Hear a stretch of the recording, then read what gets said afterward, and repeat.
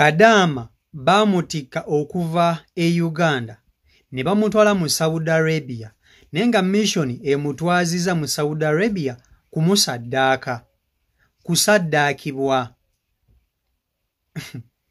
Ebintu biri mu nsi bannange, ebintu bino omuyinza okubiyita ng'ebyokusaaga naye bya ddala. Kadaama ono yatikkibwa nga ye amanyi agenze okukola nga bya bulijjo, wabula ye ky'ataamanya nti misioni eyali emabega w'okutwalibwa kwe yali agenze kusaddaakibwa. Bwe yatuuka e Saudi Arabia, kampuni ya Saudi Arabia yamutunda mu Bawalabu abaali bagenda okumusaddaaka, era baamuvuga ne bamutwala mu kifo gy'agenda osaddaakibwa nga ye tamanyi, yeekanga batuuse. Mu kwekanga batuuse, ebintu bye yasanga mu kifo ekyo byamukuba wala, era n'alikoodinga odiyo ekakasa buli kimu nga n'okulaama. Banange mbadde simanyi nti n'Abawalabu basaddaaka, mbadde sikimanyi nti n'Abawalabu basaddaaka n'ebintu bino bya ddala. Kadaama alaamye agamba nti muyinza obutaddamu kundabako bwe mba sifunye buyambi, muyinza okuba nga lyerina eddoboozi lyange erisembeyo okuba nti mumpuliza, kubanga ekifo kye ndimu kyekifo kye basaddaakiramu. Ekikwewuunyisa, abantu abamu ku abo bali bagenda okumusaddaaka yali abamanyi, era nga kuli ku ttiimu eyo kuliko abasirikale Abannayuganda. Njagala nkutuuseko vidiyo eno naye nkusaba ogimpereka like. Buli olaikinga vidiyo etambula ku speed ewaggulu netuuka ku buli muntu. Vidiyo yiiyo. Tuuse mu kifo we bagenda okunkolerako emikolo gyabwe, mbasabyeyo okunsiibuleyooko abantu. Musase ne mbasaba ne banzikiriza ne nsaba, kati maze ne mbasabako nze mumpe essimu mbeereko bensiibula ne bagimpa. Naye kati wuuno tutuuse mu kifo, nze sikyakaaba, musabe busabi temunkaabirira naye mweraba, anti mubawulira, mweraba temugenda kuddamu kumpuliza. Tutuno tutuuse mu kifo, sikyalina kirala kyenjogera. Ate baŋŋambye omanyi okujja wano, omanyi abo abasajja b'oku ofiisi, omanyi abo abasajja b'eyo ku ofiisi ey'e Baghdad bonna nga bali wano, bonna nga basirikale. Natuuse wano bonna nga basirikale, buli gwe ŋŋamba nti gwe nkumanyi, nga ŋŋamba sikumanyi, buli gwe ŋŋamba gwe nkumanyi. Ekyavuddemu omu n'agamba nti ffe twakugula nga tukuleese kusaddaaka, era tewaliiwo kyogenda kukola, n'omulambo gwe tugenda guteeka mu ddungu, tegugenda kudda. Kati bwebo obumu wulira amawulire gwe, wulira amawulire ga mwannyinaffe Kazooba. Mwannyinaffe baamutikka okuva ene Uganda ne bamutwala mu nsi z'Obuwalabu, naye nga mission yemutwazizza kumusaddaaka. Omwana abadde yakalinnya, mukazi alese abaana be agenza akolakolerera abaana, abakampuni bamutunda ne bamutunda okuva ku ofiisi ey'e Uganda ey'e Saudi. Bwe bamutuuse Saudi ne bamutwalira gye bagenda omusaddaakira. Wulira emboozi, kampuni yakola olukujjukujju n'olukwe, nekola omupango n'etikka abaganda baffe okuva eno ewaka ne batwala ku bitala w'amawanga okubasaddaaka, abamu okwetunda, wabula ng'abaana tebamanyi kikigenda kukolebwa, bo bamanyi bagenze kukola. Wulira statement ya muganda waffe, bamujja Uganda, kampuni yayita mu kampani n'agenda e Saudi Arabia. Atuuka e Saudi Arabia asanga atuuka mu kampani emugjawo emutwala we bagenda basaddaakira. Tiyalimu yekka, wabula nga n'abakampuni bennyini, ba agenti bennyini nabo we bali nga basirikale. Wulira olukwa luli mu Bannayuganda, omutima omubi, obwengwe, obwettu, obutaagaliza n'obutayagala kukola. Mufuna ssente mu misayi gy'abaana, mumuleseza abaana be.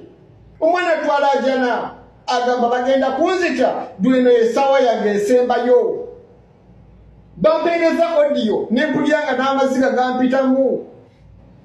Mwannyinaffe bagenda musaddaaka olubadde okutuuka bw'ati bamumuza mu nnaku 2 nga bamuvukirawo.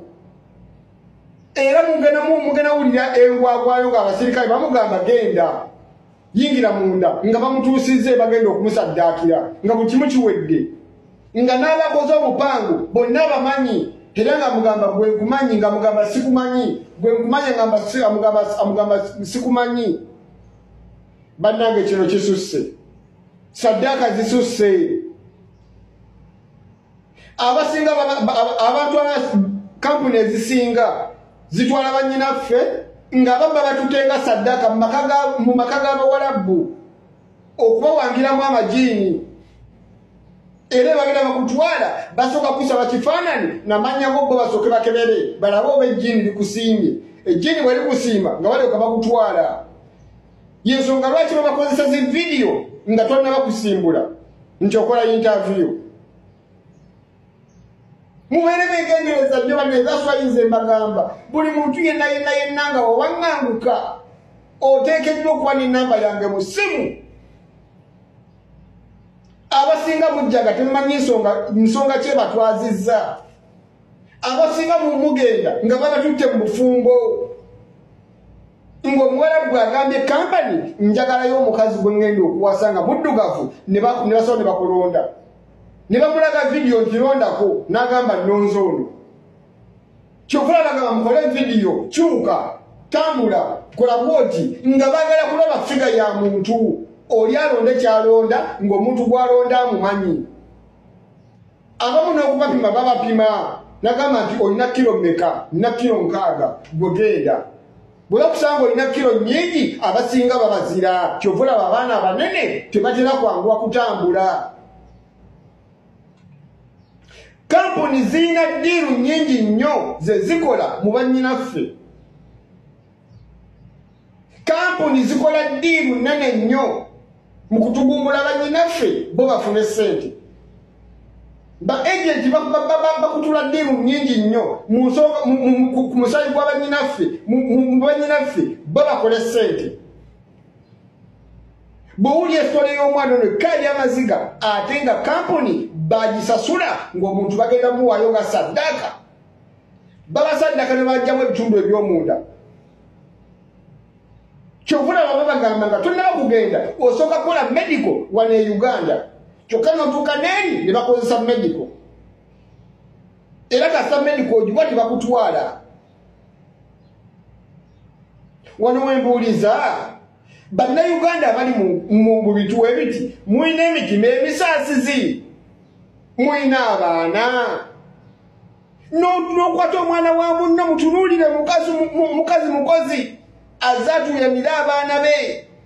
Wallahi ga Mungu tomukkiriza lwadde okumala ennaku 2 oba 3 n'omutwalyawo n'omusaddaako olwokuba bakuwadde ssente ate n'omulaga nti tomumanyi. Tambuza vidiyo etuuke kwabo bonna abamanyi kampuni omwana ono mweyayikira oba bazadde b'omwana ono tusobole okulaba nga tufuna obwenkanya. Abamutambuza bonna bakwatibwe. Omwana banne be balikodinze audio ne bagitambuza ne bakiyalinga. Amaloboozi gatambula buli buweegali. Mwannyinaffe bamusaddaase. Mwannyinaffe agenze. Mwannyinaffe azikiridde abaana be. Bazadde be. Musaasirenga ku mitima gy'abazadde. Amanyi omwana we agenze kukola. Agenda kusirikira ebbanga bamunonye nga tebamulaba. Bagenda okuzza amawulire nti omwana yafa, omwana yatoloka, omwana yabula, nga n'omulambo bagambye tebagenda kuguzza Uganda, bagenda kuguziika eyo. Mwe mulowooza saddaaka yaki? Abasinga babatwala nga babatutengwe ng'abakazi bawaka. Abasinga kubawonga mu majiini.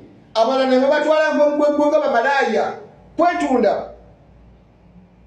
Abantu babatwala nga saddaaka, abantu babatwala nga kubajja mu nsi pati za munda.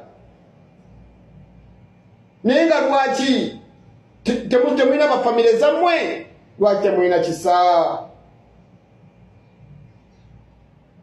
Kale gwe wenna olina muganda wange ali eyo ng'oli mu kiyumba owulira embeera ekunyigiriza owulira ebintu ebikubagana mu nnyumba embeera togitegeera jangu ku namba y'essimu 0779 922541 nawe ayagala okuzza omwagalwawo byokola tebitambula oyagala kusibira ku mulimu onoonyeza omulimu gubuze tolina mukisa gwe toweebwa gwe toyagalwa gw'ofuna yakulekawo nja kusaba yita ku namba y'essimu 0779 922541 nawe yeetaaza okumanya ebisingakaawo oba ayagala okwezuula oba ayina ebiroto by'oloota nga tomanyi makulu gaabyo tosobola bivvuunula yita ku namba y'essimu eno 0779 922541 baganda bange mutambuze vidiyo eno esobole okulaba etuuka ku buli muntu tusobole okulaba nga tutasa mwannyinaffe ngenda bawa amaloboozi aga mwannyinaffe ng'ayogera